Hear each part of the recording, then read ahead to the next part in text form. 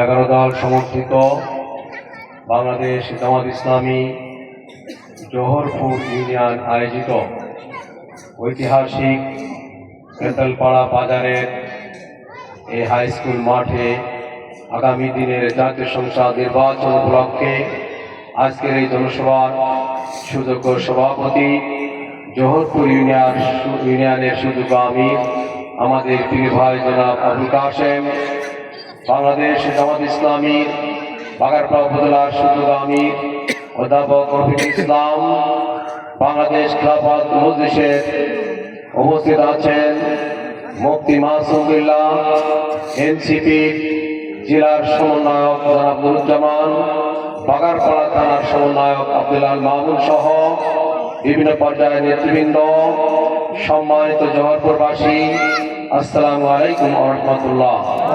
সনাতন ধর্মের কোনো ভাই যদি থাকেন তারপরে আমার আন্তরিক অভিনন্দন এবং শুভেচ্ছা।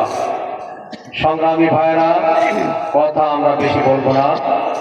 আমরা আগামী 12ই ফেব্রুয়ারি যে নির্বাচন অনুষ্ঠিত হতে যাচ্ছে, এই নির্বাচনের ব্যাপারে আমাদের দেশের মানুষের মধ্যে অনেক ভয় ছিল, ভীতি ছিল, সন্দেহ সংশয় ছিল আদৌ নির্বাচন হবে কিনা। কিন্তু আমরা সবসময় বলেছি একটি অবাধ নিরপেক্ষ নির্বাচন হবে। এই নির্বাচনের মাধ্যমে আগামী দিনের জাতি, আগামী দিনে বাংলাদেশের এই জাতি নতুন নেতৃত্ব দেখতে পাবে। আপনারা কি সেটা দেখতে পাচ্ছেন? সেই পরিবেশ আমরা জাতিকে দেখতে পাচ্ছি। আজকে গোটা জাতি নির্বাচনের জন্য প্রস্তুত। সারা দেশে, শহরে, নগরে, গ্রামে, সকল জায়গায় চার দোকানে আগামী 12 তারিখের নির্বাচন নিয়েই মানুষের মধ্যে আলোচনা। কারা যাচ্ছে ক্ষমতায়, দাঁড়িপাল্লা না ধানের শীষ, এটা নিয়ে আজকে আমি গতকালকে নোয়াপাড়ায় গিয়েছিলাম। আমি নোয়াপাড়া পৌরসভায় সারাদিন গণসংযোগ করেছি। আমি 6টা পথসভায় বক্তব্য দিয়েছি। তা আমি অবাক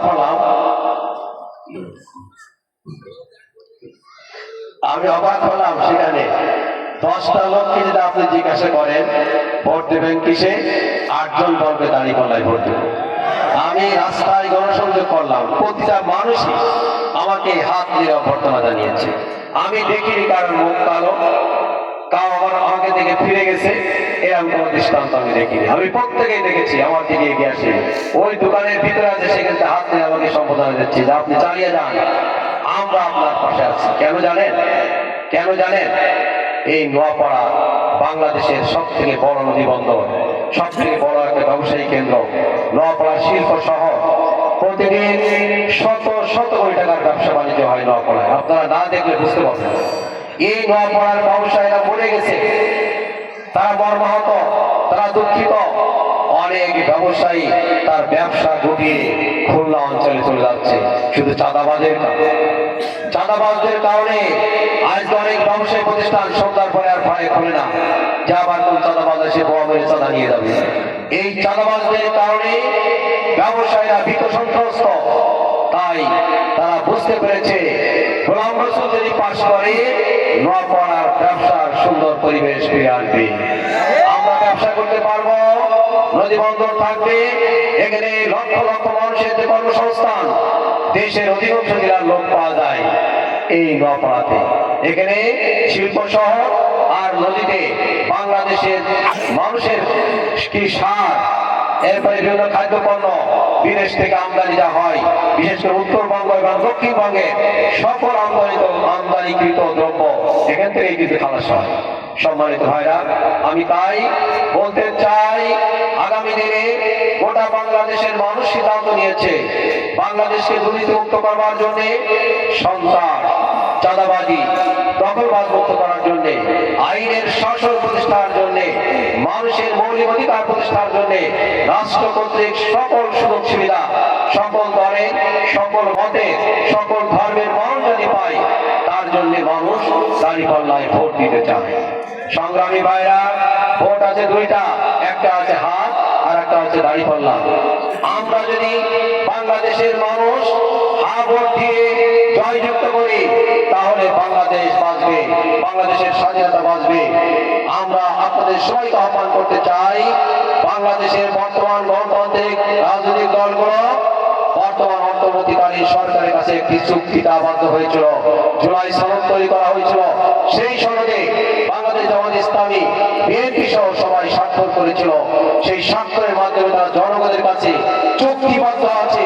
কাজেই আমি বিশ্বাস করি তারা হা ভোটে ভোট দিয়ে হা ভোট জয়যুক্ত করবে, বাংলাদেশের আজাদী ফিরে আনবে। আগামী দিনে যাতে বাংলাদেশে আর কোন স্বৈরাচারী ফ্যাসিবাদী সরকারের উত্থান না হয়, তার জন্য জনগণ হা ভোটে ভোট দিবে। আপনারা কেন দিবেন?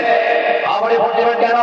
দিবেন এই জন্যে আমাদের সংবিধানের পরিবর্তন আসছে, সেখানে লেখা থাকবে যিনি দলীয় প্রধান হবেন তিনি প্রধানমন্ত্রী হতে পারবেন না।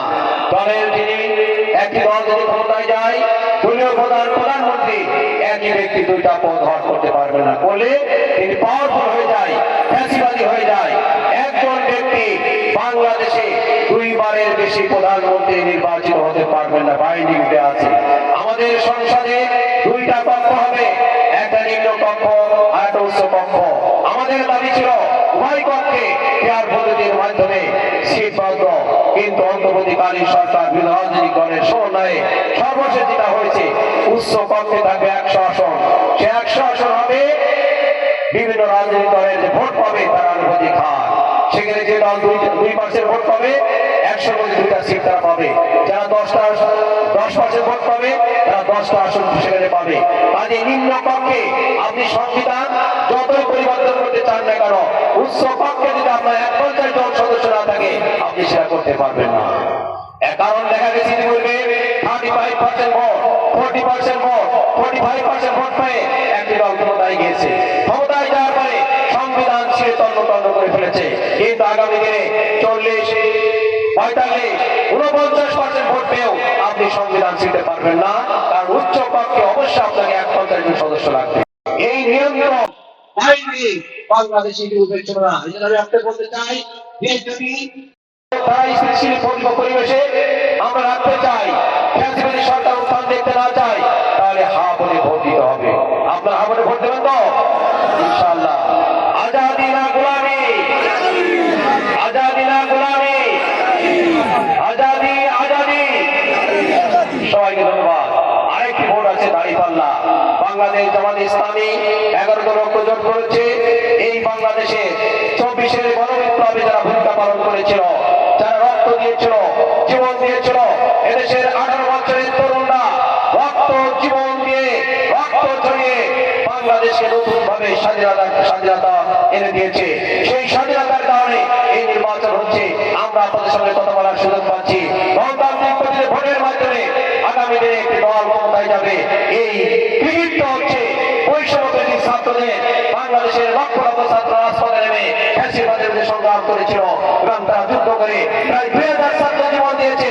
40,000 ছাত্র যারা আহত হয়েছে, পঙ্গু অবস্থা আছে, তাদের রক্ত ঋণ শোধ করতে গেলে অবশ্যই বাংলাদেশে দুর্নীতিমুক্ত বাংলাদেশ তৈরি করতে হবে, ফ্যাসিবাদ মুক্ত বাংলাদেশ তৈরি করতে হবে, সন্ত্রাস চাঁদাবাজ মুক্ত বাংলাদেশ তৈরি করতে হবে।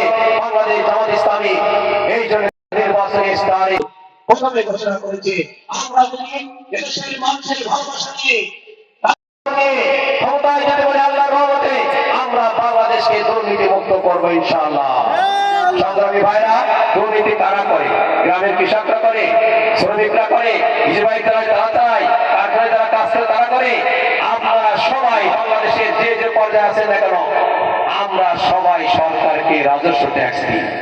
আমরা যখন ওই বাজার থেকে একটা সাবান কিনি, আমরা যখন তেল কিনি, আমরা যখন সোডা কিনি, আমরা যখন ওই কাপড় সাফ করার জন্য হুইল পাউডার কিনি, আমি যা কিনি না কোনো পোশাক কিনবো, যা কিনবো, সব জায়গায় সরকারকে ভ্যাট দিতে হয়, ভ্যাট দিতে হয়। বাংলাদেশের যারা আর্থিক সচ্ছল ব্যক্তি, চাকরিজীবী, ব্যবসায়ী, তাদের ট্যাক্সের সার্টিফিকেট আছে, নির্ধারিত ট্যাক্স দেয়। কিন্তু গ্রামের খেটে খাওয়া মানুষ প্রতিটা করে ভ্যাটের মাধ্যমে সরকারকে ট্যাক্স দিচ্ছে। তাহলে সরকারের উন্নয়নমূলক কর্মকাণ্ডে দেশ পরিচালনার ক্ষেত্রে 18 কোটি মানুষ জড়িত। এই 18 কোটি মানুষের ইনকাম নিয়ে যখন সরকার বাজেট করে, এই বাজেটের উন্নয়নমূলক বাজেট করা হয়, তার সিংহভাগ টাকা মন্ত্রী এবং এমপিরা দুর্নীতির মাধ্যমে খাইয়ে হাজার হাজার কোটি টাকার মালিক হয়ে যায়। আমি কি খারাপ কথা বলছি? অবিশ্বাস্য কথা। বাংলাদেশে এই বাগার পায় দেখবেন, দেশ স্বাধীন হওয়ার পরে যারা এমপি হয়েছে তারা কি করেছে। এই যশোরে 6টা